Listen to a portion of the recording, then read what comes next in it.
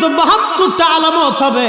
তার প্রথম নাম্বার আলামত হলো আমাতুস সালাহ, আমার উম্মতরা নামাজ মেরে ফেলবে, আমার উম্মতরা নামাজ পড়তে যাবে না, নামাজ ছেড়ে দিবে। নামাজ যদি দেখেন সমাজে বেনামাজি বেশি, তাহলে বুঝবেন কিয়ামতের সময় ঘনায় গেছে। সময় তো এখন চলতেছে, কারণ ঘরে ঘরে বেনামাজির সংখ্যা বেড়ে গেছে। হ্যাঁ, কথা মিথ্যা না সত্য? 2 নম্বরে আমানতের খেয়ানত হবে। 3 নম্বরে সুদের কারবারি বাড়বে। 4 নম্বরে মানুষ মিথ্যাটাকে সত্য মনে করবে। 5 নম্বরে মানুষ পিতা মাতার অবাধ্য হবে। 6 নম্বরে তালাকের সংখ্যা পৃথিবীতে বেড়ে যাবে। নবীজি যা বলেছেন তাই হচ্ছে। 2 নম্বর ওয়াদাউল আমানা, আমানত নষ্ট হয়ে যাবে, আমানতের খেয়ানত বাড়বে। প্রশ্ন করবেন মুফতি ফরিদি, আমানতের খেয়ানত কেমনে বাড়লো? যদি বিশ্বাস না করেন, কাউকে 1 লক্ষ টাকা হাওলাত দিয়ে দেখেন,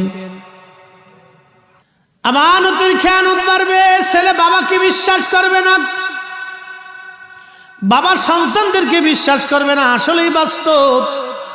বৃদ্ধ বাবা চিন্তা করে, বাবা সন্তানের নামে যদি জমি লিখে দেই, তাহলে এই সন্তান আমাকে বৃদ্ধকালে ভাত দেবে কিনা সন্দেহ আছে।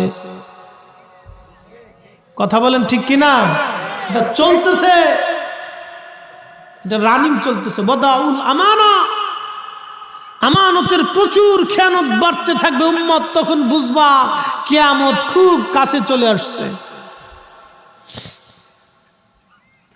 বন্ধুগণ, আল্লাহ বলেন, ইন্নামাল মুমিনুনা আল্লাযীনা ইযা যুকিরাল্লাহু ওয়াজিলাত কুলুবুহুম।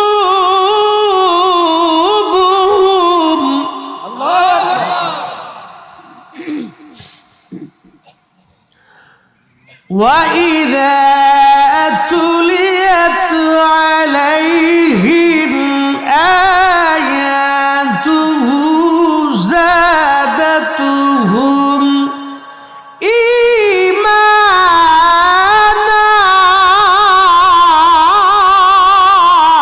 আল্লাহু আকবার।